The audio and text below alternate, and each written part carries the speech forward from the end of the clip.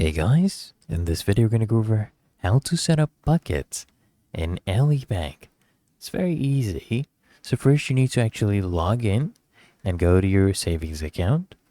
And then you need to locate the organize using buckets or buckets option within the savings account. And you need to choose to create a new bucket, and you can name it based on your specific savings goal.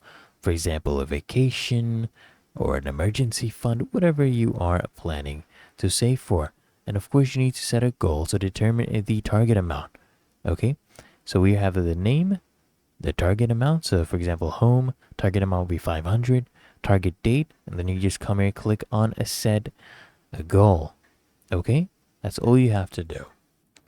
And it's really that easy and simple, so I hope this guide provided value to you. And if it did, consider smashing that like button, as well as subscribing to frequently asked questions, and I'll see you in the next one.